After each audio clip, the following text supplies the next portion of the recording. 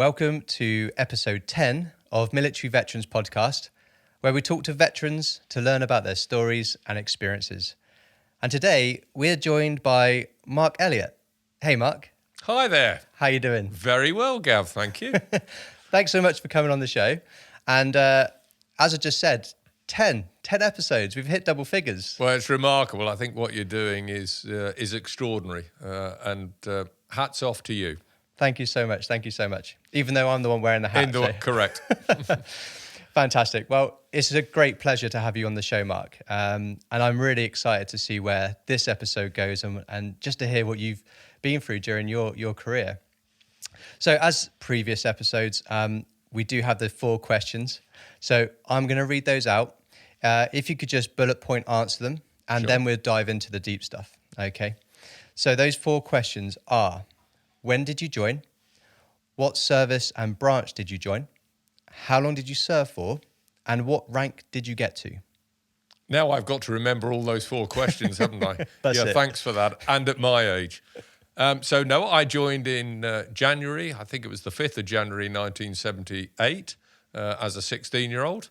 I joined the Grenadier Guards. I served for 25 years. Not including the first year and a half. Okay. Because that didn't count as service, apparently. And I left as a Warrant Officer Class 1. Brilliant stuff. And just to clarify for overseas people, that is in the British Army, isn't it? That is the British Army. Yeah. There are no other Grenadier Guards. Just clarifying, because you never know who's listening. Well, technically, there are the Canadian Grenadiers, but that's a whole nother subject. Brilliant. I'm really, like I said before, looking forward to where this goes. I'm also just going to say sorry to start with, because I've got a squeaky chair. You have. So that's because you're in the tin hut. And we'll hopefully cover that near the end, Yeah, so sure. everybody knows where we are actually. So let's go to the beginning. So where was you born and where did you grow up? Well, I was born in Dorking in Surrey and grew up in Surrey, Sussex, Kent. And I guess as far as analogies go or the history of Mark Elliott, everything was going swimmingly well until my parents decided to divorce. So going from a fairly middle class, an okay family life, to not such a good family life, and my mother and I living in pretty bad conditions in Kent. I wasn't particularly bright at school. I think intelligence is the word. Right. I didn't really understand it and why I needed to know this stuff, and pretty much that's followed me through my life. Okay. I get very frustrated.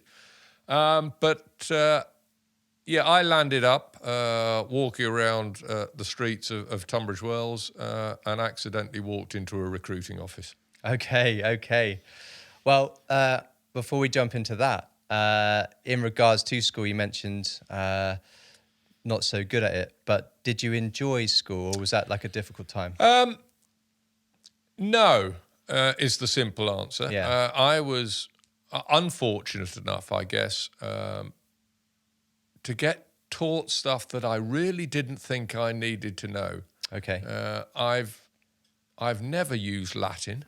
Right. I really haven't. I can't think, apart from being able to quote Pythagoras' theorem, I've never really used it. And that frustrated me. Okay. I was very fortunate, and I should mention them, and that is the Buttle Trust.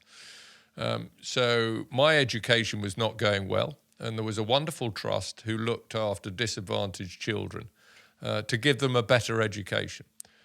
So the Buttle Trust paid for me to go to a nice school, a prep school in Eastbourne. Okay. And then to go to public school. So I landed up with a far better education, thanks to the Buttle Trust and charity, than I would have otherwise got. And I think it's fair to say that at 15, 16, if it hadn't been for them and possibly the British Army, I would have landed up either in Borstal or prison. Right. Along with many 16-year-olds of that time. So what was the kind of like education back then? Because I'm guessing that's the 70s? Is that right? Yeah, I mean, let's not get carried away. You know, this isn't Dickens, for God's sake. When you say the education, but we weren't whipped to death and shoved up chimneys. It was just a very different education then of what it is now, and I see with my daughter and indeed granddaughter. Yeah. And it's something that I struggled with. It was good effort, but really not going anywhere. Is fair. But sport, outdoor stuff, captain of football teams, rugby teams, that's where I understood education. Sitting doing a moa mass is not a good thing according to me. And that's pretty much carried on throughout my life. Brilliant. So you mentioned you were walking down the high street and you decided to pop into the careers office? I had left school at 16. Okay. I had decided that enough was enough of this pain. There was pointless wasting anybody's time with A-levels, and university in those days was really set for the top 5% of the country. Okay. And if I'm honest, I think that's a good thing. The rest of us need to get on with our lives and get a job. Right. Controversial. So I left school. I worked as a hospital porter at 16. Oh, wow. Okay. Yeah, well, it wasn't great. Wheeling bodies from the surgery to the morgue in Pembury Hospital. And to go there, you had to go outside. Right. So trolleys from surgery to the morgue. Okay. And then I worked in a hotel.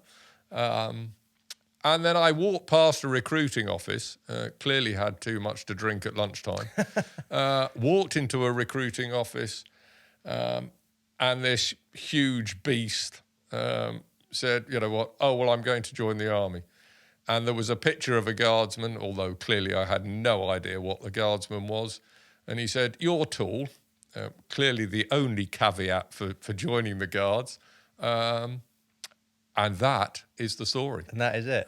No thought of joining the military. No. Not prior to that. No, absolutely. No? Why on earth would you want to do that? My father did national service. Okay. But apart from that, he left pretty much as quick as he could, I should think.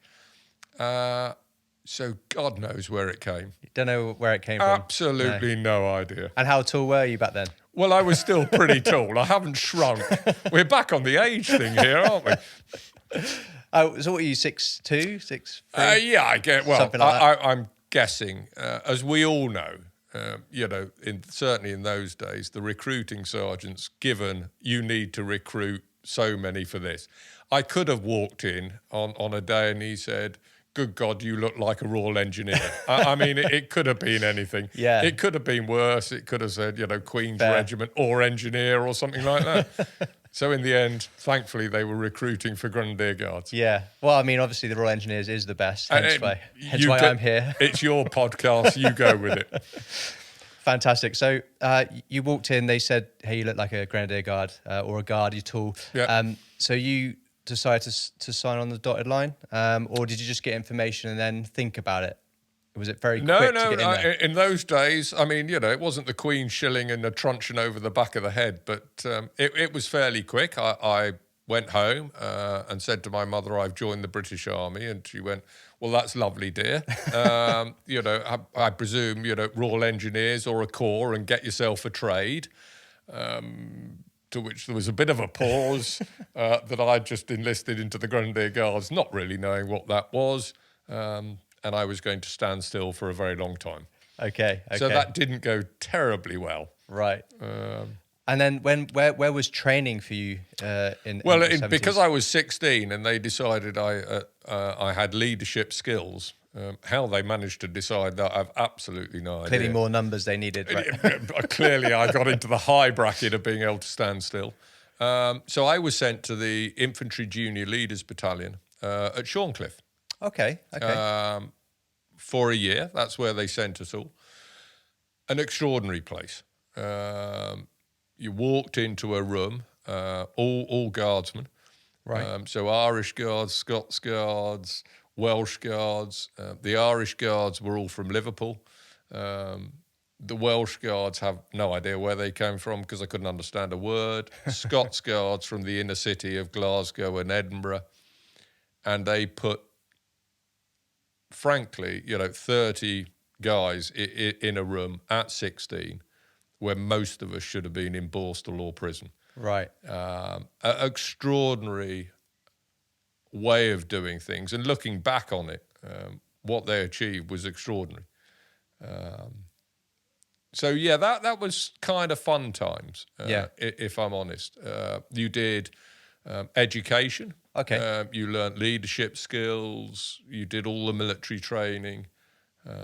And it was a very good background for young guys who, frankly, were going to get lost. Right. And how long was that for? That's a year. That's 1 year. Yeah. That's 1 year. Yeah. Okay. So that gets you to 17 before they can really kick you. Right. And that's so 78 you joined. So 78, I went there. You then go, in those days, to the Guards Depot Pirbright. Okay. And for me, there was a junior guardsman entry. And they do a year at Pirbright. God bless them.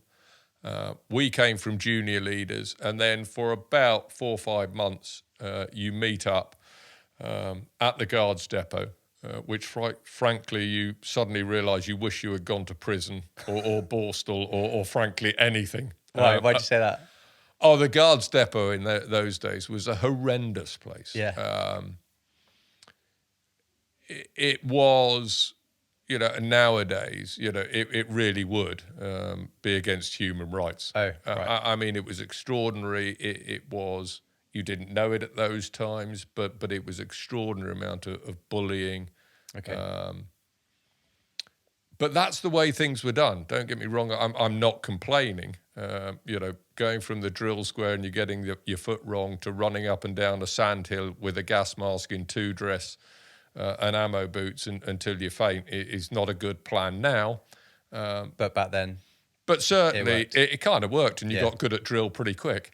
Yeah. So I'm not advocating that, but I wouldn't suggest it's done nowadays. No. And then you pass out of the Guards Depot, hopefully, and you go to your battalions. Now, I think the 2nd Battalion Grenadier Guards was in Hong Kong at the time. Various different Coldstream Guards, Welsh Guards, Irish Guards were all over the world. Unfortunately for me, or fortunately, I was posted to the 1st Battalion Grenadier Guards, which was come out of the Guards Depot and turn right, and it's about 200 yards up the road at Elizabeth Barracks. So I walked out of the Guards Depot with it wasn't even a rucksack. We didn't have rucksacks in those days, an army suitcase, and walked into the 1st Battalion Grenadier Guards about 500 metres up the road. Wow, okay. And that's Pirbright? And that's Pirbright. That's Pirbright, okay. Yeah. It's even on the same camp. Oh, it is? Oh, God, yeah. So you get to see new recruits coming through whilst you're at your main unit? Yeah, it's not good. That's crazy. Yeah. And so what's the kind of like welcome to your first unit like back then? Yeah, it's not good. No. So I was, again, because I was fairly tall, taller than the average guardsman, you got sent, or I was, luckily enough, I was sent to the Queen's Company of the 1st Battalion Grenadier Guards. So I walked in to the Queen's Company. Okay. And that's where I served. So for people like me that doesn't know too much about the Guards, so within 1st... Yeah, within the 1st Battalion Grenadier Guards, there's Her Majesty's Company, which is called the Queen's Company. Okay. And when Her Majesty dies, it will become the King's Company. Right. And then there's separate companies within... Correct. Then you've got Taggy 2, Rubbish 3, Support Company and Headquarter Company, which nobody cares about. Okay. But no, the Queen's Company, okay. Not Queen's Company, the Queen's Company. Got it. It is something very special to all of us. Yeah. And then what are you tasked to do as a guard in the Queen's Company? At that time, we were on public duties. So in those days, we actually got bus from Pirbright up to Chelsea Barracks. And in those days, used to have a police escort into London, where we mounted guards. So you did Buckingham Palace, St James's Palace, Tower of London, Royal Guards, and you also did Windsor Castle Guard. Wow. So you were one of those guys that stood there? Yes, for a very long time. Yeah. But I was fortunate enough, the battalion then got posted in 1979 to Berlin. Okay. And we were sent to Wavell Barracks in Berlin, or West Berlin. I have to remember, you have absolutely no idea what I'm talking about. But in those days, Berlin was sealed off. So you had East and West Berlin, East and West Germany. West Berlin was completely surrounded by East Germany. So essentially, you had this little island called West Berlin, surrounded by East German troops, Russian troops, Right. in East Germany, and you had to get there by corridors. So there was an air corridor, Okay. a train corridor, and a single road. And we had infantry battalions out there, tanks out there, artillery out there, with absolutely no idea what we would have done because we were already surrounded. Yeah. So we looked after Rudolf Hess at Spandau Prison. We drank a huge amount. We became Really? absolutely phenomenal at drinking. And we did a lot of training. We became very fit, very good, despite the drink, and looked after Rudolf Hess. So I've been to places like Checkpoint Charlie. Correct. You know, I've wandered the streets that it is now in the 2010s. So back then, was you just training, just being prepared, just in case East Berlin came into West Berlin? Is that what you were doing? I think that would be what they would say we were doing. Yeah. But as I say, we were surrounded anywhere. We weren't going anywhere. I mean, the last thing they needed to do was invade West Berlin because it was already surrounded. We were cut out. All they needed to do was stop the road, stop the rail, stop the air. Yeah. And that was kind of it. And how did you feel being there? How did you feel doing all that, knowing what you were surrounded by? Because that must be intimidating. No, not at all. No? I mean, the whole of the West ploughed an extraordinary amount of money into West Berlin. Okay. Politically, they were trying to say, look at the West, isn't it wonderful? And you've got to remember that in East Berlin and East Germany at that time, poverty was rife. It was it was communist, it was USSR, the Soviet Union, and they were chalk and cheese. Right. West Berlin, when I was there, looks a bit like West Berlin or Berlin now. Okay. But as soon as you crossed over Checkpoint Charlie, which we were allowed to do in two-dress, Really? you went into East Berlin, and it was just like going back a couple of hundred years. Wow. I mean, extraordinary. Yeah. And we're back. We had a little break because somebody came to the Tin Hut to drop us a donation, which was very, very nice. So we're back here, Mark. Where did we get to? Can you remember? We got to West Berlin and the extraordinary place. So you were surrounded. So it was far more a political force than tactically and strategically as a military force being able to do anything. We could have been wiped out easily by the first echelon of the Russian army. Yeah. In fact, they wouldn't have even wasted bullets on it because there was no need to. They'd have gone to West Germany. In those days, the British Army of the Rhine, West Germany, was massive. Okay. I mean, hundreds of thousands of troops. And that was the first line of defence. West Berlin was a political pawn. And to look after Rudolf Hess, but that's another story. Brilliant. Okay. And so how long was you stationed there? We were there for 2.5 years. 2.5 years, okay. And then we flew back to Cavalry Barracks in Hounslow. Right. Joy of joys. Okay. Sorry, before you came back to Hounslow, during that 2.5 years, were you able to go on leave and head back to the UK? Yeah, you went back to UK. I mean, I know this sounds bizarre, but when you took off from Tegel Airport, which was the Berlin airport, you flew out. You then flew down to 25,000 feet. You flew out of a corridor. And once you got out of the corridor, you went to 30,000 feet. Wow. And sometimes flying in on a British Airways flight into Berlin, you'd be joined by MiG fighters. Really? Yeah. Wow. Yeah. Who made sure you did not go off. No. I mean, there was literally a corridor from top to bottom. It's incredible. It's incredible. Yeah. Okay. So 2.5 years there or so, you're back to, as you say, Hounslow. So back to Hounslow, back to public duties, and back to Northern Ireland. So my battalion, I missed the 79 tour. I joined the battalion when they were in South Armagh, where sadly we lost some guys. And we got back to Hounslow. That was public duties, but also operational tours. So in 1982, I think it was, God, the memory's going, I landed up in Crossmaglen, South Armagh. Okay. Which is not a great place to be. No. It certainly wasn't in the early 80s. Yeah. Very much sniper country, very unpleasant. We lived in what we call submarines, tiny rooms, hot bedding.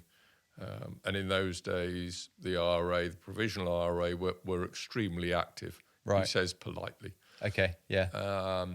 So we were in Hounslow, but emergency tours out to Northern Ireland. And how long were those tours typically? Well, I suppose for some of the advanced parties, it's probably not much different from what the guys and girls did later on. The advanced parties and rear parties, it could be 8-9 months. Wow. Okay. I mean, they started off, they were meant to be 4 to 6 month tours, but they were rarely 4 to 6 month tours. Does anything from that stand out to you, like I think it was the experience? first time that you lost a guy, and that hits you hard. I've never forgotten. He was a young lad, actually from the Devon and Dorset, who was doing a patrol because one of our sections was on leave, and you reinforced and helped each other out. And the IRA got him by a car bomb in the square of Crossmaglen. And the smell of that, you never forget. Yeah. And the young lads who saw it. And I think the understanding there was nothing you could do. There was nothing. It didn't matter about your training. The IRA watched him walk towards the car, and he realised that it was a bit low in the back, and they detonated it. This was not a chance. This wasn't, this was out and out murder. Yeah. Yeah. And you never forget those things. There's moments, there's smells. I think it's the smell of a bomb. I don't know why. Yeah. Rather than the sight of it. But complete devastation. Bizarrely, everything was on camera. There was a major sanger called Baruki Sanger in those days in Crossmaglen, and it was all on CCTV. Apart from the buggers who dropped the car off. And you've got to remember, Crossmaglen was a village, and people come and go, and you've got to operate in normal life. Yeah. There are people, kids going to school, there are farmers coming in, there's people doing normal, and you've got to operate within that.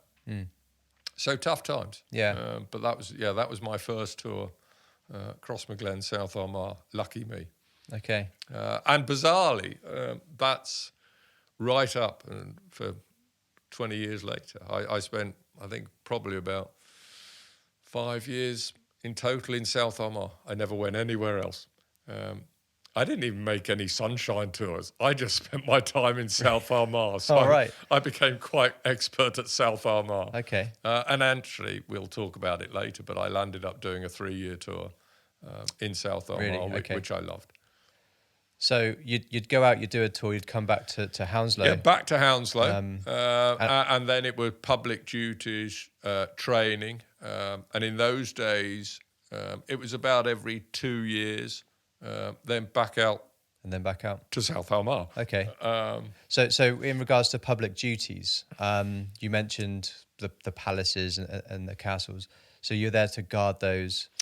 you're doing normal ceremonial duties as Yeah. you see. You're doing trooping the colour, street lining, normal ceremonial duties. Okay. But you're also training.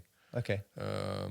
So for a guard that's actually stood there, did you have tourists come and stand near you and have pictures and I mean all of that.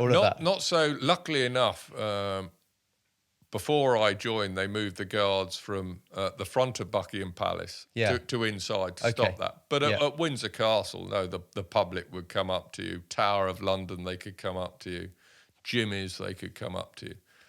And what is it like for you as that guard stood there? Because from someone like me that wanders, that sees the tourists go and take pictures, tries to make you smile, etc.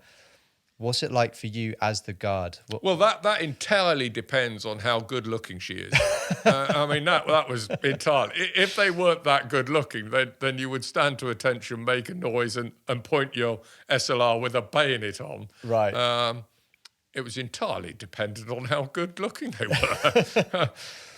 So I think this is the first time I'm talking about this on the podcast. My dad was in the Blues and Royals. Yeah. And when I used to see him, he would tell me that being stood at Horse Guard Parade, and his boot would be filled with numbers, and he'd literally take off his boot and pour them out. Yeah. I'm guessing that happened to you as well. I mean, to a degree, they would. But again, it was entirely on looks. Absolutely nothing else. I'd like to say, it was security and. Okay. But in those days, you didn't have that terrorism. Right. The Provisional IRA really hadn't started its London campaign. Okay. In those days, that came later. So in those days, it never even crossed your mind, really. Yeah. Other than civilians are annoying. I was going to say, did you find them annoying? Oh, absolutely. And, they all ask the same stupid questions and try and, he's real, he's not real, will he smile, won't he smile? Yeah. Just shut up. Just very boring. So it entirely depended on how bored you were. Yeah, I was going to say that my next question was going to be, was it boring for you guys? Or did you have this kind of like amazing way of like switching off from where you were to certain things? No, there was no amazing way to switch off because you've got to remember we probably weren't that bright. We weren't engineers. Thank you. Yeah, no, that's. I thought I would get it in before anybody else did. No, it wasn't. Yeah, I mean, it depending on what post you were on, depending on what guard you were on. Buckingham Palace is exceptionally boring because there aren't any public near you, just staring at these lunatics looking through the rail. Right, yeah. Windsor Castle, it's a bit more fun. Jimmy's was okay, depending on which post you were. So the ones that were near the public was far better. Yeah. Because there was something going on. Yeah. But yeah, I mean. Yeah. And what was you guys told by, I don't know, the Sergeant Major or someone? Did you have to make sure you always look straight? Was you not allowed to smile? Is that all of it. All of that, yeah. Ultimately, it's about discipline, isn't it? Okay. There was a lot of fun and jokes and whatever, but for us it was discipline. And you moved 15 paces to the right, 15 paces to the left, stand still for half an hour, do it again. So it just is what it is. Yeah. And then in regards to trooping the colours for the Queen's birthday. Trooping the colour. Yeah. For the Queen's birthday. I've, again, been there as a spectator. But what's it like preparing for that? 'Cause it's quite bloody important. hard work. Hard work, yeah. So we in the Guards have a thing called spring drills, where basically sergeants and company sergeant majors and the sergeant major bounce us all around the square for weeks on end, preparing for what we call the summer season. Okay. Where you'll get royal visits, protocol visits, guards of honours, trooping the colour. And then, depending if you're on the troop, which guard you're on, if you're escort to the colour, that's a big deal. Right. And that involves different movements. But what you see on the telly of trooping the colour, it's very different doing it. Yeah, I there's bet. a lot of noise, there's a lot of shouting, trying to get a frontage going in a straight line. Yeah. But again, and I know veterans and serving will hear it, it's just a matter of discipline. Yeah. And all of those troopy of the colour are battle drills. Yeah. Yeah. They may be old battle drills, but they are essentially battle drills. And now, we move into sections and whether it was Afghanistan, Iraq or whatever. But that's what it was. And the colour was the comms. Yeah. Yeah. That's how you found. You didn't have somebody on the radio going, all call signs, this is 0. You trooped the colour. That's where you were. Yeah. And that's what it's about. It's very, very interesting to hear from your perspective. So thanks for sharing. Yeah. And I suppose you mentioned then going back out to Northern Ireland, right? Yeah, so the battalion then went back out 85, 86. Yeah. And what rank are you at this point? Had you done any courses, promotions? Well, bizarrely, I had decided I quite liked being a guardsman. You did? I Okay. really quite liked it. Okay. I couldn't see the point in being a non-commissioned officer.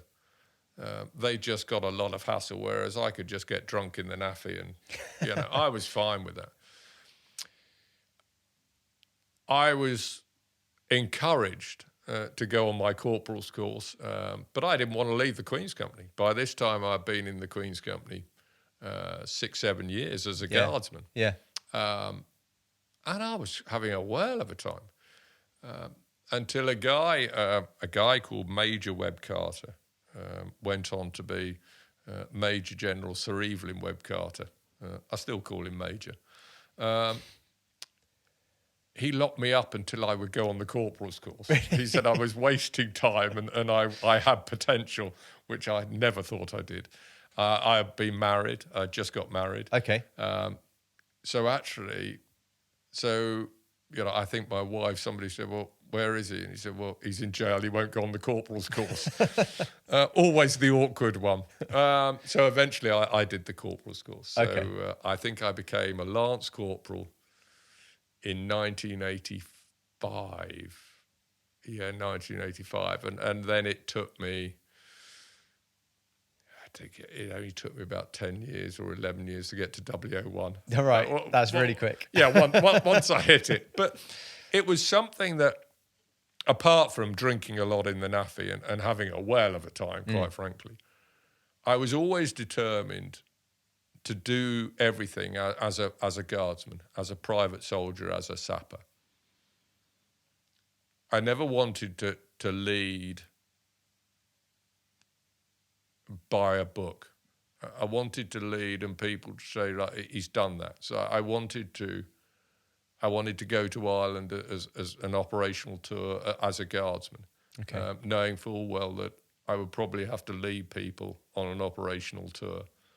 And I wanted to know what that felt like. So when I made commands, orders going through my life, I knew what they were feeling because I'd done it. So I pretty much did everything Right. as a guardsman. And I found that hugely valuable as I went up the ranks, Okay. as opposed to join the battalion and just get promoted. Yeah. I've got great friends who did it that way and were incredible leaders. It just wasn't something for me. It's not for you, but It wasn't for me. No, I want to look people in the eye and go, I've done it. I've been there. And when I say we're doing it, I want you to know that. yeah. And that's the way I wanted to do it. Okay. Well, it worked for you because Yeah, it kind of worked for me. ended up- I was never a military man. I mean, how I did 25 years, It's weird that someone like you to say that as well. I had a friend of mine who I met up with.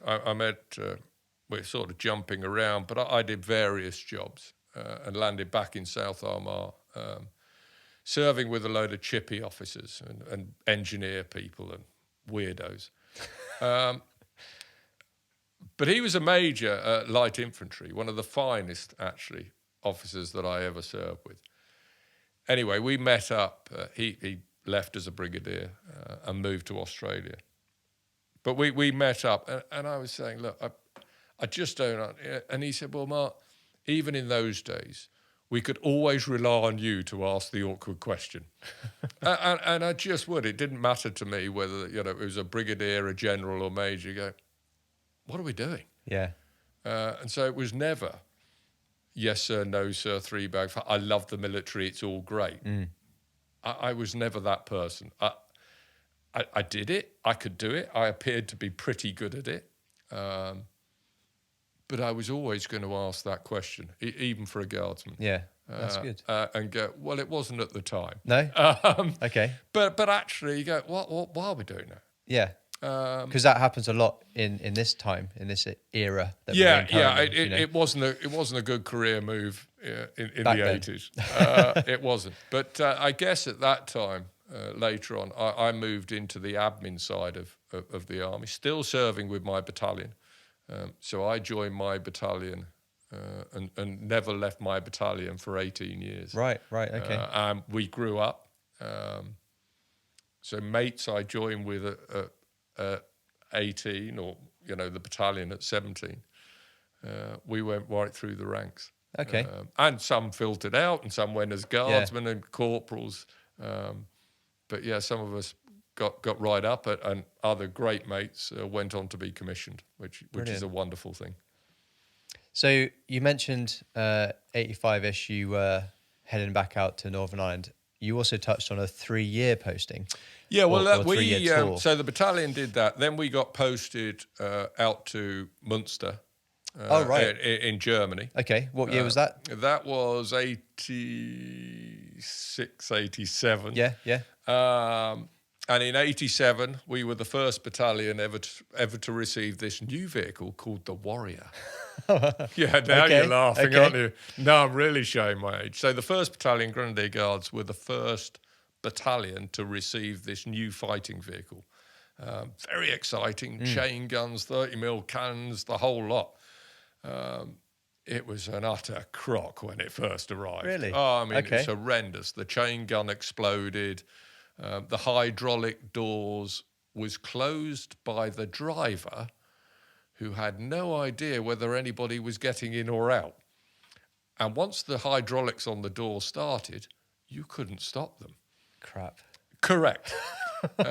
When you'll know how important this, when you were trying to make a brew, you obviously had the BV. Well, when the door closed, you couldn't get your black mug under the boom. So the fuel tank, which was inside where we were, the fighting section, was see-through. So when you're going cross-country, all this fuel's doing this. So we were all throwing up in the back with seasickness. No way. I mean, it was extraordinary. I just way. couldn't. There was one day we were on Hona Ranges, and the chain gun, just were, we said, not firing. A wonderful major went on to become a friend, said, I'm not firing. Was ordered to carry on fighting. No.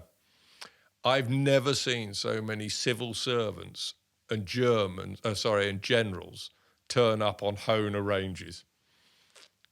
Because, of course, we were stop firing saying these guns are unsafe. And that's not how British Army contracts work. That's not the right answer. No. It does work. No, when you get in and fire it then, because we were having breach explosions. The proverbial shit hit the fan. But wonderful times. So when the guys are using Warrior now and it's all sorted, we were the test case. Wow. Yeah, I remember Hona Ranges. We used to go there to do final training before we deployed or something. But God fell asleep when he created that place. Yeah. God. Yeah. It's pretty big though, isn't it? It's pretty big. Yeah, the Lunenburg Heath, Saltaire, Hona, Deep Joys. Yeah. Hours spent playing on that place. So how long was you out there for? In Munster? Well, we were out there from 87 to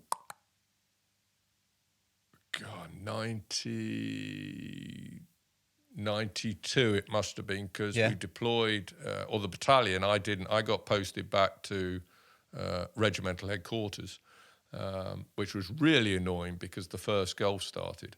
Right. And that's really annoying not to be in a war. It's something you think of when you're young. I want to go to war, and you dream of having medals, and then you realise it's all pretty bad. But that comes with age. Right. So the battalion, although never deployed as an entity, funnily enough, we are still the only battalion with a battle honour that never deployed as a battalion. Originally, we were sending the Queen's Company with the Stafford's battle group. So we were forming battle groups, and they were going out. Then we decided, or it was decided by the gods, that they would need more. So 2 company went out, 3 company went out, support company. And actually, there was no... 1st Battalion Grenadier Guards did deploy, but not as a battalion. Oh, right. So they were with other units. Okay. So then after the Gulf War, once we'd done that, and we were stopped from carrying on to Baghdad, which history now tells us was probably a bad thing, but it was clearly just to clear Kuwait at the time. It was back to Wellington Barracks. So the battalion went back to Wellington Barracks in 92. Yeah. 91, 90, God, the years are flying by. And we went back to South Armagh. Right. So 93, I think we went back to South Armagh, Besbrook Mill, the usual haunts. I was now a colour sergeant. Okay, yeah. So that is, for anybody that isn't aware, that's the equivalent of a staff sergeant for... No, it's not the equivalent of anything. Is it not? It's a colour sergeant. Okay. Look it up. Okay. So you've got Yes. 3 stripes and a crown. That would be correct. Which is a staff sergeant in Royal Engineers terms. I must not be flippant. Yeah, you're absolutely right. But I was a colour sergeant. So you'd gone from Lance Corporal, Corporal Sergeant, and now colour sergeant. Is Correct. that right? Yep. Okay. So I was now a colour sergeant with the battalion in an admin role at that time. And we did that tour. We came back to Wellington Barracks, having lost one guy on the 31st of December, a wonderful young guardsman called Danny Blinko, who was shot in Crossmaglen by the sniper. And that had a huge effect on the battalion. Because again, I think out there there was nothing that the boys could have done. And Danny wasn't the only one he got. I think Private Restrick was his last kill. I think the sniper landed up with 9 confirmed kills. So that was a tough gig. We came back from that. What did we do then? Well, funnily enough, we went from Wellington Barracks and got posted to South Armagh. But only this time, we went to Ballakinla, down in the Moor Mountains, with wives and family. I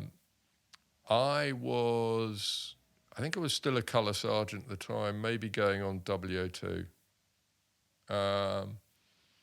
So the whole battalion moved out to Northern Ireland. And how was that? What was the energy like there? Because it's very different. Doing a 3-year tour from what we called the emergency tours or the op banner tours, it's very different doing a 3-year tour. Your families are there. There's quarters, albeit behind the wire. Ballakinla is an extraordinarily beautiful place. It's down on the coast. You could run along sandy beaches, seals. You had the Moor Mountains, but it is South Armagh. And you better not forget that. But it was time. They were looking to post me from the battalion, and the options were London, and I'm not really in office. Although I'm now in an admin role, the thought of sitting in London going yes sir, no sir, 3 with no purpose didn't suit me.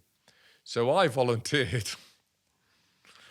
Much to my wife's horror, for another 3 years, only this time further in the danger area of South Armagh, a place called Portadown. Really? Okay. So I had to go home, tell my wife, saying, we're being posted. Well, that's lovely, dear. Where to?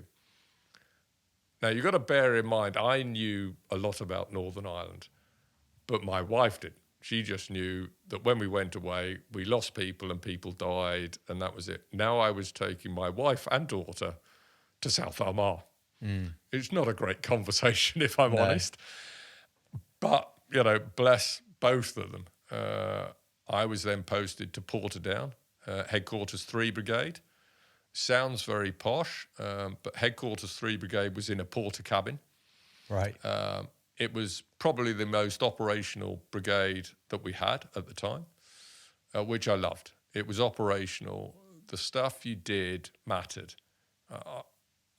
I find it very hard chasing pieces of paper around just for a DCI or some dress regulations. It doesn't really matter. When you're doing it in an operational environment, you better get it right. Yeah. And I loved every minute of it. And actually, we had 3 amazing years. Okay. You know, at one time, the RA sealed off the camp, so they Chinooked bread and milk in. Well, you still had the families behind the wire. Yeah. So during Drumcree, which is a bizarre parade thing in Northern Ireland, you had the Catholics and the RA stoning you and shooting you and rioting, and you could literally move 100 metres back and they were handing out you burgers and coffees. I mean, Wow. you know, Blackadder really should do Blackadder 5th and go there. Yeah. But an extraordinary country. Yeah. I loved every minute of Northern Ireland, both operationally as a job it was testing, but as a country, it's stunning. You know, you have to be careful, but, you know, the Moor Mountains, Glen Arif up in the north, Giant's Causeway. It's a beautiful, beautiful country. Inniskin Lakes, beautiful country. Yeah. And I can concur that. I was there last year, luckily, on a little holiday trip. And it really is. It really is. It's stunning. So that takes us up to what year? I did 3 years in Portadown, and then very quietly the records office or postings or whatever you guys call them said, right, Mark, you know, you've done enough operational, you know, where do you want to go? And I said, look, I'm not up for that. You know, you just tell me where you want to go. And he said, no, it's not, you know. So I said, well, you know, the Supreme Headquarters, Allied Powers Europe in Mons sounds like a good place to me. So I got posted to Special Operations in the Supreme Headquarters Allied Powers Europe, or as it used to be known, Super Holiday at Public Expense. But this is the military wing of NATO.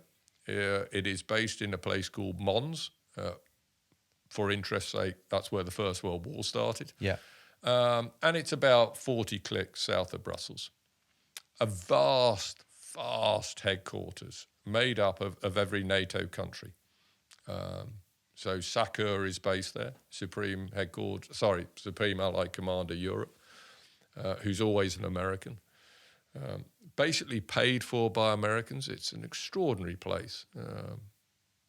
Bowling alleys, and, you know, in the middle of Belgium. Yeah. But I was fortunate enough that I was posted to a very small office of special operations, Spec Ops, where we looked after the link between our special forces of NATO countries and really the Supreme Headquarters. So I was fortunate enough to serve with the SAS colonels and whatever, Special Forces, Rangers. I think the office was 4 of us. Oh, okay.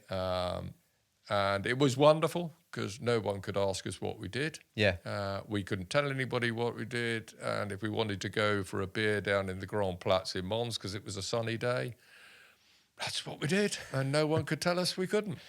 But actually, I learned a huge amount. You know, I was lucky enough, as I say, both at Portadown with Headquarters 3 Brigade and at the Supreme Headquarters to work with grown-ups and to watch some extraordinary leaders, some extraordinary intelligence, some extraordinary common sense, some extraordinary professionalism at play, up close and personal. Yeah. And that was a real privilege. And I learned a huge amount from them. So that was as a WO2, WO1? Yeah, I was WO2 at the Yeah. time. And then for some inexplicable reason, they promoted me WO1. And I went from special operations, still at shape, to being the staff assistant and families officer. All right. Oh, deep joy. Okay. I mean, going from, at the time, we were dealing with Kosovo, Bosnia, and Iraq, to dealing with mums who had a problem with their quarters or dads, or dad had been posted, so mum dropped the baby in my in tray and said, well, you effing look after it. That's quite a shock. Oh, yeah, huge. I was sort of running back up to Spec Ops going, let me back in. Yeah. Anything. But again, it was another skill set, dealing with and helping the families, the welfare. And I guess really at that time, welfare became a thing, and it was important. And I became very passionate about that. Okay. I was lucky enough to wear a fairly big badge, and I could shout at people really quite well at that time. Okay. And so I championed the families, and that's really became a burning passion of mine. The welfare, not only of the guys, but of the families. And I think it was really around that time when you look back at what you went through at the Guards Depot, and you recognise that as bullying, and you recognise all these things, and you go, that's not going to happen on my watch. And in all fairness, the military was looking to change. Okay. It really was. Okay. And about bloody time. Yeah. The families certainly previously had been looked on, well, you stay there and we'll go and do our job. I mean, thankfully that changed dramatically. Yeah. And I was very fortunate to be recommended to be commissioned. Okay. And so commissioning beckoned, but being a slightly awkward bugger, I thought that's not for me. I remember getting hauled up to Germany in front of the general and going, Mark, this is ridiculous. You must be commissioned. This is what we want. I just don't want to do it. Yeah. I've had enough. And I think it was a huge shock, not least to my wife, when I said, well, I'm leaving. Well, what are you going to do? No idea. So this is the first time you really thought about leaving? Yeah, I think I've always looked back, Gab. I think if you serve long enough, you go through a frustrated period, an angry period. The military changes by the day. There's good times, there's bad times, there's very sad times. Yeah. And I'd done all that. Okay. I wasn't cross, I wasn't front. I'm just done. Yeah. You go on army and do what you need to do, and that's fab by me. I'm going to do something else. Fortunately for me, I got phoned up by an ex-colonel in the Coldstream Guards. So firstly, it was unusual because I don't normally speak to colonels, let alone in the Coldstream Guards. And he phoned up, and I was sat at my desk at the Supreme Headquarters, and he said, Mr. Elliott, my name's Colonel. I'd like to offer you a job. So I go, right, okay, fine, fill your boots. Anyway, put the phone down. Well, he said, well, have a think about it. Well, of course, I never even thought about it. The man's a lunatic. Went home, said to her wife, somebody's just offered me a job. Doing what? I said, I didn't even pay attention. I've absolutely no idea what he's talking about. 3 weeks later, he phoned back and said, have you thought about it? So clearly I had to bluff my way and go, absolutely, but I would like to know more. And so tested the water. I said, look, clearly this is a time to involve my wife in these decisions. So if you fly us back to the UK, I'll see what... He said, well, we'll interview you. And I said, no, that's not how it's going to work. If I'm going to leave, then I want to leave doing something. So they flew my wife and I back. We had this interview with a retired Rear Admiral and a Colonel and an American guy about setting up an insurance company to help members of the armed forces because we I don't know whether it's still as bad, but we had a real rubbish deal. If you were a soldier, they double your premium. Anyway, they had some seed funding to set up this company to build an insurance company, startup. Anyway, so this went terribly well. It sounded very exciting, and I'd never forgotten it. And the guy said at the end of the interview, right, Mark, how much do we owe you? So I said, well, it's this. And I said, I'm really sorry. We had to get a taxi because this. And he got out this checkbook, you see, and he said, right, and he wrote the amount and passed me the check. So we got outside. It was the Horse Guards Hotel in London. And my wife said, what are you doing? What are you going to do? What have you decided? I said, I'm getting out. And she said, what made your mind up? I said, that's the first time in 25 years anybody's just listened to what I said and then trusted me and given me the check. I'm having some of this. and that was it. I went back to Shape and said goodbye. And they go, you can't do this. I think you find I can. And I guess that takes us on to, the transitioning. Because I had joined, going back, a recruiting office at 16. I appeared to be 41, back in the UK, funnily enough at Andover. Okay. Posted back to the UK for my last 6 months in the UK, walked into the Andover support unit as a WO1. And the commanding officer said, well, Mr. Elliott, for 6 months, you'll go through transition. I said, I'm out of here. And he said, pardon? I said, look, let's be honest. I don't want you. And you really don't want me. Trust me. Well, the grass isn't always green on this. I'm fine. If we can cut the lectures, I'm out of here. And that was my transition. Right. What about resettlement? No, thanks. What are you going to teach me? I'm going to run a startup or help build a startup company. I had no idea how to buy a house. I thought you just went, I'll have that one. I've been away since I was 16. I'm now 41. Yeah. I had never voted. I didn't have an NHS number.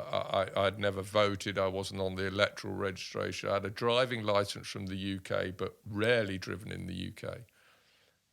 So I did not exist. I had no credit rating. So it's time to start building that. It was just extraordinary. I remember my wife, I thought with my money getting out, it's about time. So we went to buy her a Renault Clio car. I thought, get her a car. So we brought this new car for the first time ever. And of course, I had no credit rating. Right. So the only thing she had was a Tesco's club card. and that was it. Yeah. And then it got really annoying that, he said, right, if you want this, I need your address. That's fine. My address is, right now, how long you been there? 6 months.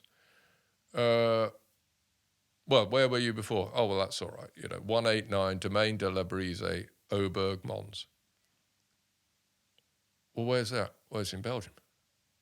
Oh, well, that's no good. Where were you before? Oh, well, I was in Portadown, Northern Ireland. You're really going to hate that. And then they used to say, and I hated it. Oh, well, Northern Ireland doesn't count. Wow. And I lost it a few times ago. I think you find it does count. That's what we've been fighting for. Anyway, you kind of get over that. But I hadn't been anywhere. I hadn't lived in the UK. So brought a house. We started this insurance company. A call centre in Colchester, building it from scratch. Learning about technology as it was then, flying in Siebel engineers from California, and having ops meetings where these engineers, and Gav, you would know this, talking about such complex stuff. Yeah, yeah. That we had to agree that we would call them widgets. Okay. Because I had no idea what they were talking about. I just want you to give me a droppy down box there, and it better do that. Yeah. Well, it's not that simple, Mark. I want a droppy down box, and it better look like that. Yeah. So we found a way of working, and I got my droppy down box. But we built a whole CRM. So this was another path into technology, about the power of CRM. And looking to the future of telephone activated CRM, and it's still not there. It really isn't.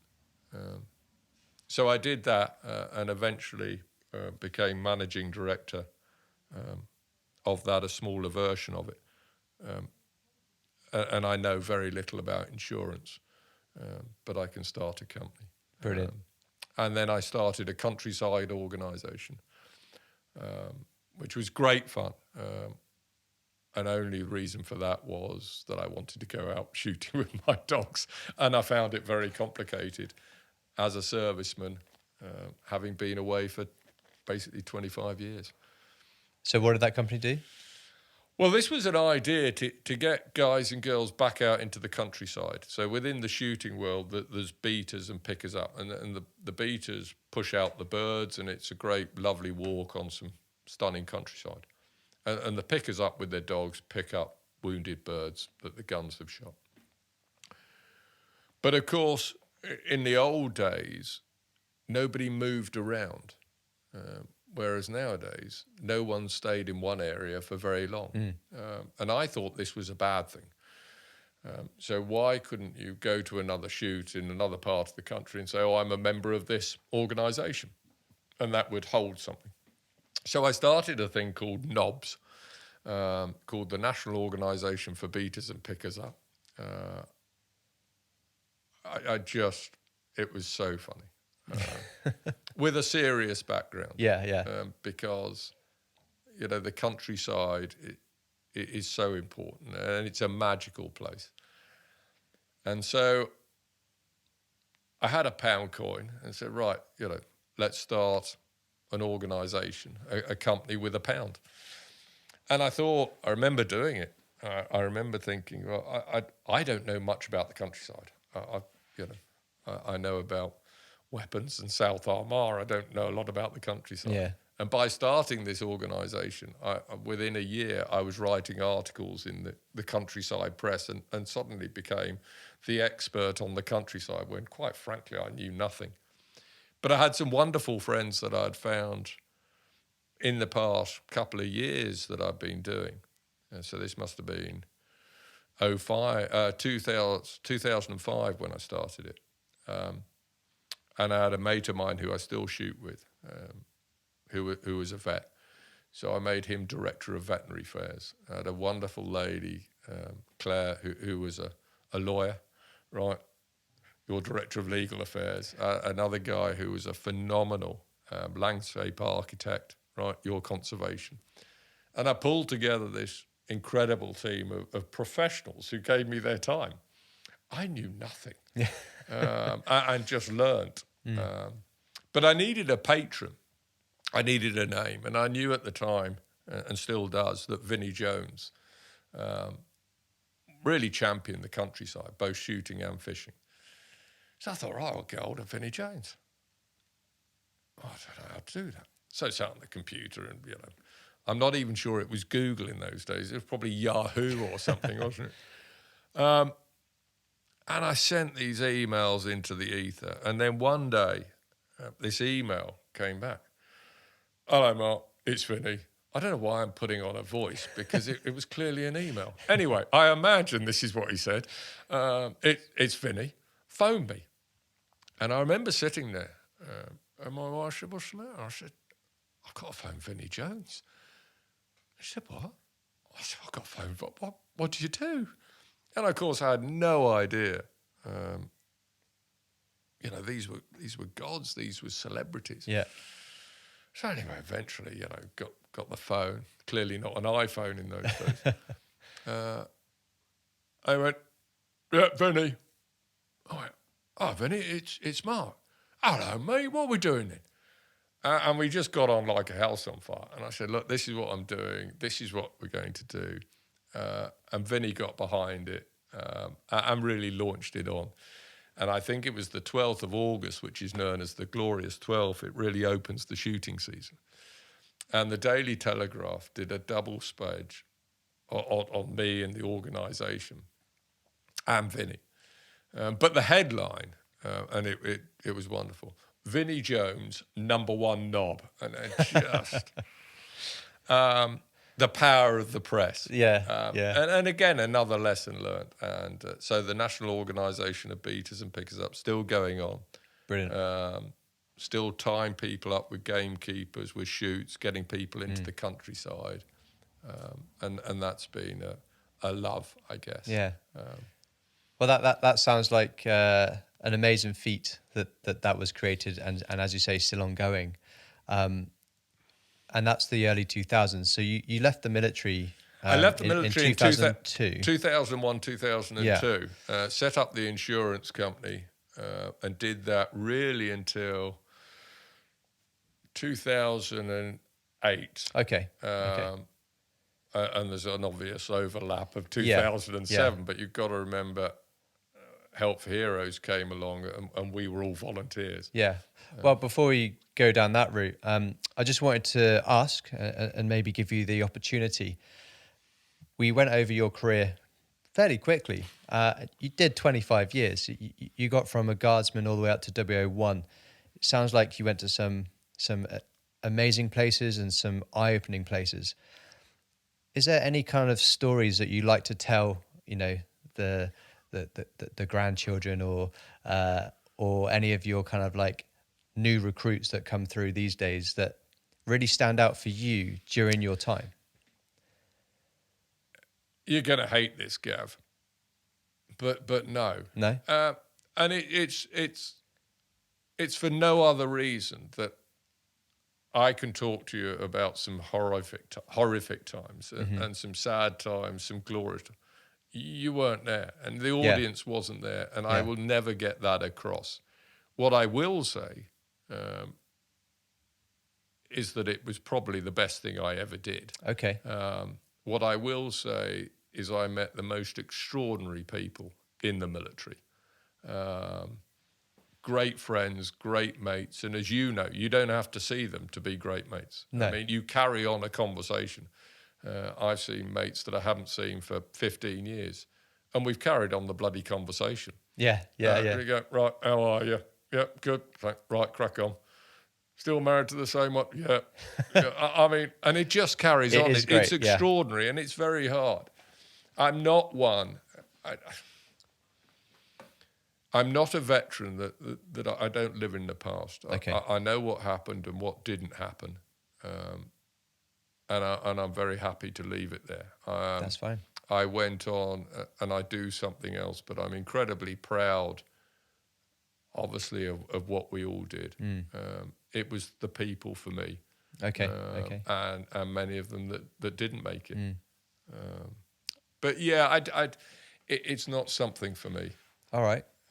Well, my other quick question then before we move forward. Yeah, see if I can dump that one. So during school, you did sports. Yeah. In the military, did you do sports? Yeah, but kind of different ones. Okay. Let's talk about that. Well, it's interesting because I suppose my greatest love is cricket. And I'm not very good. All right. It's really bloody annoying. So I captained at school. I captained the football team, but I don't love football. Right. I like football. I can play it. Cricket was my passion, and I'm not very good at it. I used to play village cricket quite a bit, but I love my cricket. So cricket was always something. In the infantry at that time, unless you were really high-level sport, then there wasn't a lot. You did a lot of tabbing. Okay, and you did a lot of running, and you did a lot of shooting. But really, rugby, was for the Royal Welsh or the Welsh Guards. Funnily enough, the Grenadier Guards were quite good at basketball because we're all over 7 foot tall, so that kind of helped. Football we could play, swimming we could play, but unless you were in the high level, it really wasn't a thing. The British Army was pretty good at drinking, and I frankly excelled at that. Right. Certainly for many years. Did you guys have sports afternoons back then? Yeah, but we just went drinking. Just went drinking. Yeah. I mean, Wednesday afternoon. We always used to say, and I'm sure it's true now. Whatever you do, the Russians in those days, or anybody, whatever you do, if you're going to invade the UK, do it on a Wednesday afternoon or Friday at 12 o'clock, because there ain't nobody here. Sport, no. You were on your scratcher, avoiding some horrible sergeant saying, "Oh, right, we're all going out playing football." No, we're not. I'm getting ready to go out tonight. Thanks very much. So you did a bit of cricket then? I played a lot of cricket. In fact, broke my shoulder playing cricket in Berlin, which was not a great plan. I was wicket keeping and landed on my shoulder. And that hurt. And I always remember a friend of mine called Jim Annitz, who was bowling. I said, "I'm not sure it's broken." He said, "Oh, it's broken, mate." I said, "How do you know?" He said, "I heard it from the other end." Oh, no. Oh, well, this isn't going well. But didn't play a part. I then stupidly took up marathon running. Oh, okay. So I think I did the London Marathon first in 1992. And again,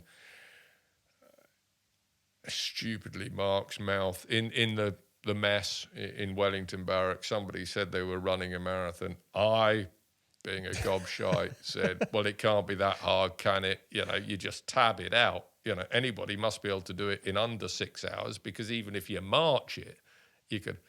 And of course, in those days, you could get into the London Marathon. And so he went, "Dunk. Right, come on then." And he went, "Oh, dear God." I remember, I was we had a quarter in Mill Hill. And I went for a run for a mile, and my wife had to come and pick me up. And so I said, again, stupidly, "Right, I'm going to run, and I'm going to keep doing this until the London Marathon invite me. I'm going to get that good." And that's exactly what happened. I kept running like Forrest Gump. Really? And then eventually got onto the elite start line of the London Marathon. Yeah. And ran all over the world. So from New York to Berlin to Cologne to Manchester, London 15 times, Belfast, Kenya. I ran up Mount Kenya, first British man to do it. Wow. What was that like? Well, painful, and only because we didn't believe it. Okay. So there were a group of us. We were at Nanuki camp with the battalion. And a wonderful chap I knew called Bongo Woodley. What a great name, Bongo. Anyway, Bongo was a safari keeper on Mount Kenya. He said, "Oh, Mark, the world's finest athletes are going to run a marathon from Ceremonial Gate, so 6,000 feet above sea level, up to Point Lenana, 17,500 feet. Yeah, all right. Well, what are you doing? Well, we'll go and do it. Pardon? So drove back to the Nanuki camp. Right, who's going? What are we doing, mate? Well, we're going to run to the top of Mount Kenya. Well, you can't run to the top of Mount Kenya. It takes 4 days to climb, and no. So myself, a guy called Johnny Wrench, Steve Demant, guys from the battalion, got in a Land Rover, turned up, and there's Trans World Sports and 9 of the finest athletes in the world and 4 servicemen in a pair of shorts. And I said, we're going to run there. And in the distance was Mount Kenya. Well, lions, elephants, yeah. Right, okay. So it was, 15 miles up and 11 miles back down. Off you go. You're kidding. I'm not using the language we obviously used. Yeah. And so we set off. And you went up above, tree line, and it's getting darker and darker. A couple of the guys dropped out, and Johnny Wrench and I cracked up onto the scree slope, onto the glacier. We're in shorts and T-shirts. Wow. And anyway, we did it.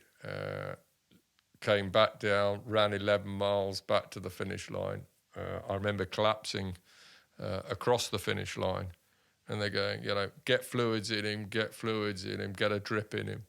And I said, I don't want a drip in me. I said, I want an effing sandwich. I'm starving. Because it had taken us, I think it was 7 hours, 40 minutes. That's quick, isn't it? Yeah, the first British men to run to the top of Mount Keenan. Oh my God, amazing. So yeah, we would always joke with the battalion that, it took you 4 days. Real men do it in under 8 hours.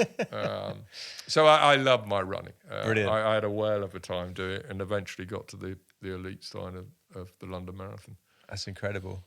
So you did that, but what was your first marathon like? Did you hit that wall and? No, never. I suppose being a guardsman, my first 3 marathons, so I trained pretty hard. So my first marathon in 92, I did 3 hours, 33 minutes. My second marathon a year later was 3 hours, 30 minutes and 30 seconds. My third marathon was 3 hours, 30 minutes and 15 seconds. Because I thought if you just kept running, you would get faster. Which clearly you don't. You just stay at the same pace. You can just run for longer time. So I just became Forrest Gump. I was metronomic being a guardsman. So didn't learn about training techniques. And once I had some advice and took some advice on training techniques and the different ways, I went to 3:15, to 3:10, to 3:05, to under 3, to 2:50, to 2:45. Is that your quickest then? 2:45? Yeah. That's still bloody impressive. It's reasonably fast. Yeah, I mean, the fact that I can barely walk now is not testament to running. But yeah, I had a whale of a time running. Amazing. And travelled the world on it. Yeah. Well, we'll jump back to your time with the 2 companies, and you mentioned there's a crossover there, and you moved on to Help for Heroes, wasn't that right? Yeah. So it again, this sort of ties in. And I'm not one for fate, but there was an extraordinary time in 2007. I was running the countryside organisation. I was still MD of an insurance company, and I was still running. I had been to a gun dog demonstration up in Oxford, and there was an incredible demonstration by a wonderful charity called Canine Partners. And this guy was demonstrating what these dogs could do for the disabled. And I looked at my stupid Labradors and they're going, bloody hell, come on. These dogs, were turning lights off, turning lights on, putting washing in washing machines, shutting the door and turning it on, for God's sake. I mean, extraordinary. And I don't know why, but I said to my wife, hang on there. And she said, what are you doing? I said, I'm going to have a word with the chap. I said, I think what they're doing is extraordinary.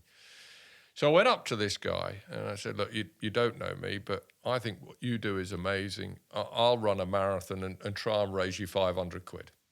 To which he went, thanks very much. Why wouldn't you? So once I'd done that, I thought, how the bloody hell do you raise 500 quid? I've absolutely no idea. I can run, but raising money. So again, I sent round emails to friends, and one of them was Bryn and Emma Parry, who I knew through the countryside. Okay. And the reply from Emma, being the wonderful Emma that she is, said, absolutely no problem. I'll give you £20 if you help us raise £10,000 for wounded, sick and injured servicemen. And with your background, we could do with some help. And I went, yeah, of course. What could possibly go wrong with that plan? Raise £10,000, do your bit for the boys and girls. I'm out of here. And that's it. And there you go. That's the end of the podcast. So, yeah. So it brought in running. It brought in the countryside. Bryn and I often used to joke that Help for Heroes was firstly started by a failed captain in an ex-W01 I often remind them that he was the failed captain. Brackets on, brackets off, utter genius. And also, if we were talking to the countryside, it was started by a gun and a beater. Yeah. So wherever we were, we brought our different worlds into play. Brilliant. And so what did that look like going forward? So obviously that was the first milestone, was to bring 10,000 in, but you achieved that, and took it from there. Well, that was before we had a name. Oh, really? Okay. We didn't even have a name. I've still got the list. We came up with some rubbish names. I mean, this could have all gone horribly wrong. So we met up in Salisbury, right, what we're going to do. And Bryn being, it's not an understatement, a creative genius. His head just explodes with ideas. It's really annoying sometimes, but at other times, utter inspiration. And the ideas are going all over the place. And I go, whoa, well, hold on. So there was a coming together of minds of a creative genius and an ex-W01 who could do stuff. And that kind of worked. So there were about 6 of us at the time. We knew we moved a 6-foot table and one computer, wasn't even Apple, into a friend's attic in Salisbury. And I've never forgotten it. Got this bloody table up to the top of the attic. And Bryn went, mate, I'm not sure that's enough. And he go, well, he could have told me that before we put the table up there. So anyway, I knew of some old tin huts that were for startup companies. And maybe if we told them that we were helping wounded, sick and injured, they would give us it for free because we didn't have any money. Right. I mean, we had nothing. And luckily enough, they did. So during the summer of 07, there were lots of conversations, lots of ideas. I mean, frankly, bizarre. I mean, it went from £10,000 that, maybe we could raise 5 million. And you go, you're in cuckoo. Now, I don't know about you, Gav. I've never seen 5 million in my life. But, no. And then, we got a name. We were absolutely adamant that the name had to sort of reflect what it does. So does what it says on the can. And we were helping heroes. So the tin hut, I came in here.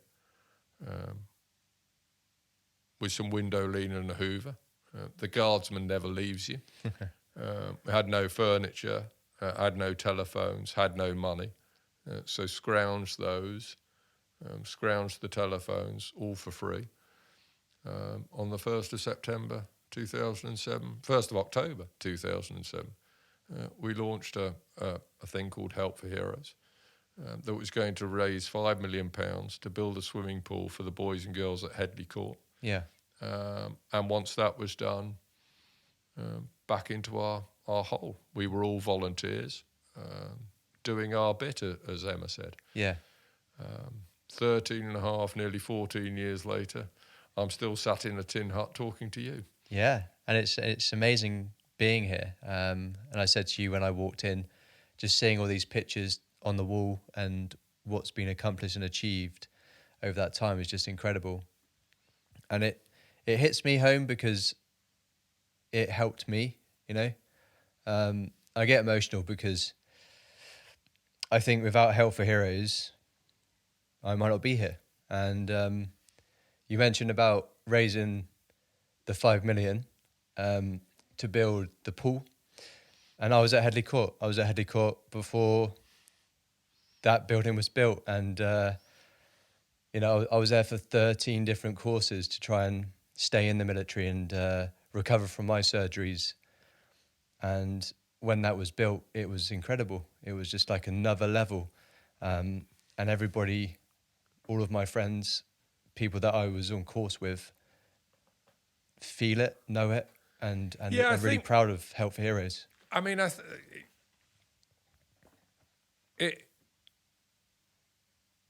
you haven't met Bryn. You've heard of much about. It was a coming together of two very awkward buggers. Yeah. That would not accept no for an answer. and kept asking why. Apparently, I was always like it in the military. I thought I was entirely reasonable. Apparently, I wasn't. And when people used to say, well, dear boy, that's the way it is. And you go, well, that's wrong. That's not the way it is. It's wrong. We've got to do more. Well, it won't happen. It effing well will. Yeah. I mean, some extraordinary conversations, which I shan't bore you with and probably should remain private with, high-ranking officers, politicians. I mean, the utter lethargy, I think, of not wanting to help. It wasn't a lack of wanting to help. There was no vision that it could be better. It was no vision of what you and I, right, that's what you get. And we would go, well, why can't it be better? Why can't it be the best? And they would just go, well, it can't be. That's the way it is. And that's not right. And, you know, Bryn particularly is like a Rottweiler or like a ferret. Once he bites you, he ain't going to let go until they get the right answer. Yeah. And he was absolutely right. And so we just annoyed the shit out of people, which was tremendous fun most of the time. Yeah. But it was always, always to make sure the boys and the girls and their families got the best. And if it wasn't the best, then we would go again. And that was right at the start with the swimming pool. Yeah. You know, it was going to be the best. If we were going to do this, it was going to be the best swimming pool. And that's never left us. You know, right through to recovery centres, some extraordinary tales. Yeah, absolutely. And just seeing people going from strength to strength and getting their life back, and it's just incredible what the recovery centres do. Yeah, I think bizarrely, because we didn't come from that background, we didn't know what we were meant to know. So, you know, we hadn't raised money before. We hadn't been in the charity sector. We weren't particularly tied to the military. I'd been out a while. Bryn had been out, blimey, 15, 20 years. So that baggage didn't sit with you. You were able to ask some pretty poignant questions, and you weren't going to take rubbish answers, which we were getting back. So it was a passion, and it kind of worked. Yeah. And I think it's probably worthwhile saying right now, we might not be in the mix of Afghanistan and Iraq as we were the past 10 years, but everybody that's been hit hard by injuries, illnesses, whatever it may be, still need our support and still need that help. It is. It's so funny, isn't it, that, you know, the attention span of both the media and the British public, and this goes back to, I guess, almost Health Heroes' success. I've always believed that the British public cares about the armed forces. It's shown that time and time again. Certainly in 2007, it had forgotten to care about them.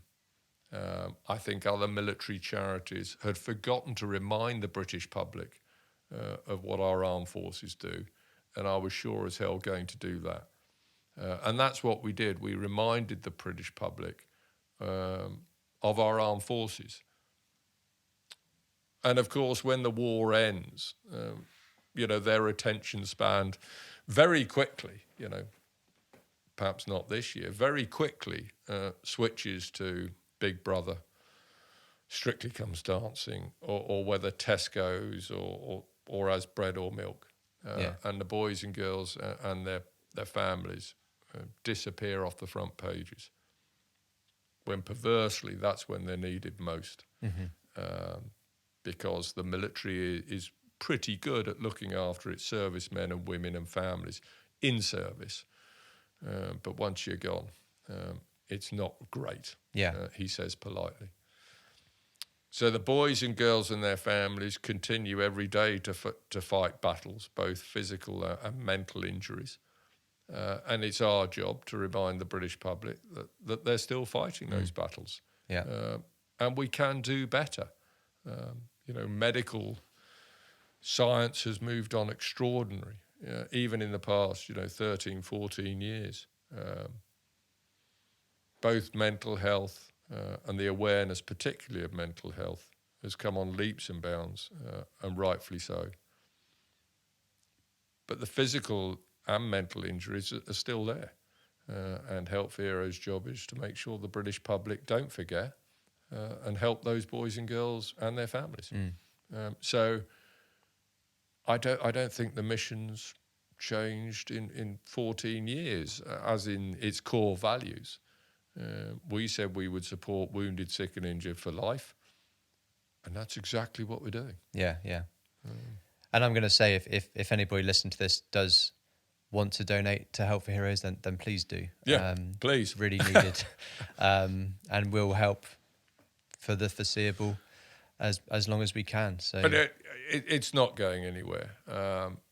And, you and I both know, well, perhaps me more so, that we will go and fight another war. And our young men and women of this country will join the armed forces and they will go and fight a war, or if they like to call it a conflict, whatever. But the boys and girls will get wounded, will get injured, both mentally and physically. And it is unacceptable when they return that they don't have the very best. So we will be here. And this time they will have the best. Yeah, yeah.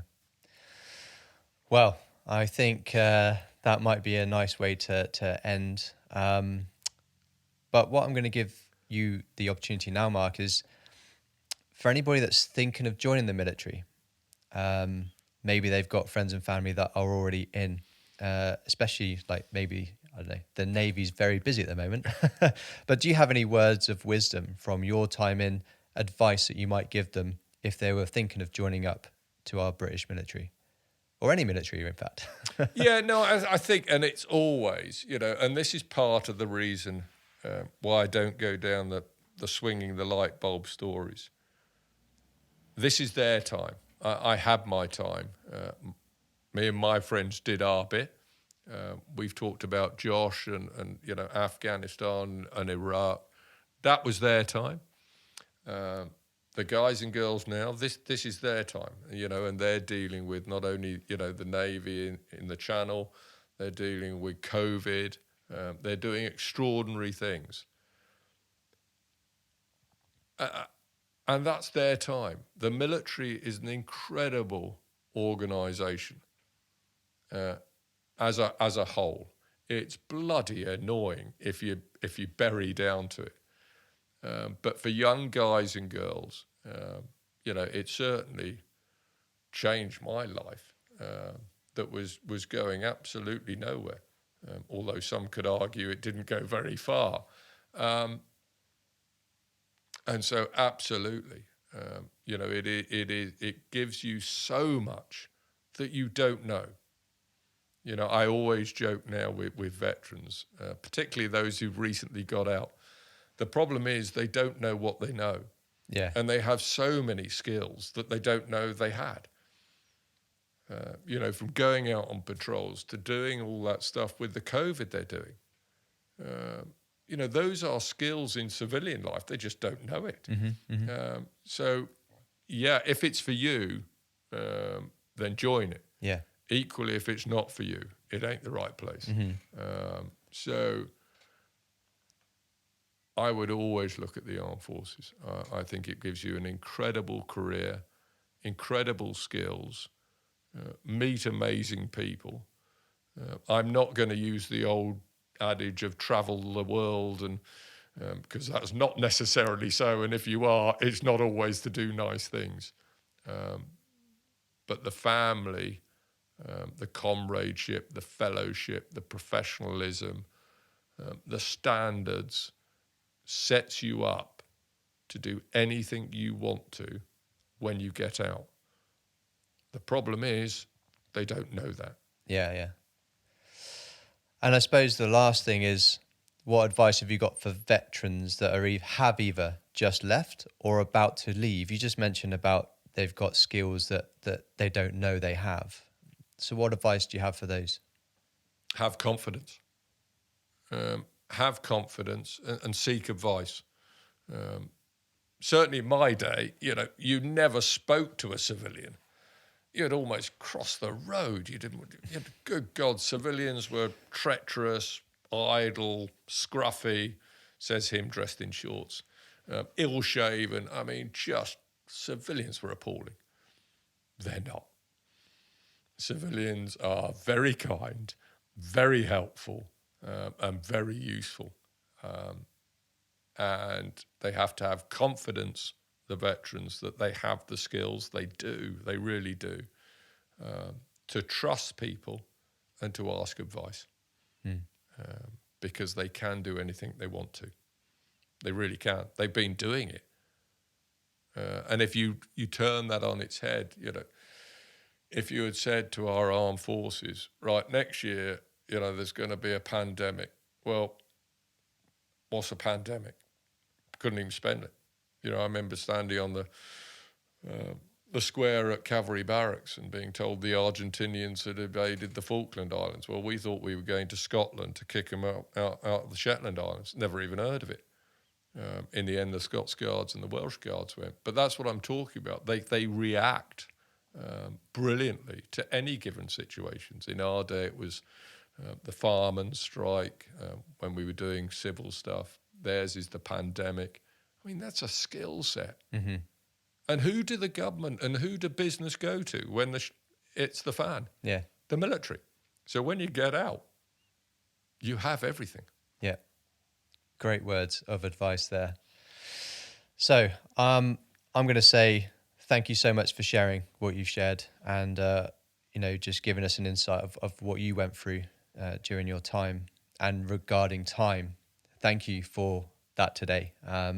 It's a very precious piece of our lives and you've given me some of yours today. So thank you so much. No, it's been an absolute pleasure. And whether it's countryside running, getting out, transition, or if there's veterans out there or families struggling, for God's sake, just pick up the phone.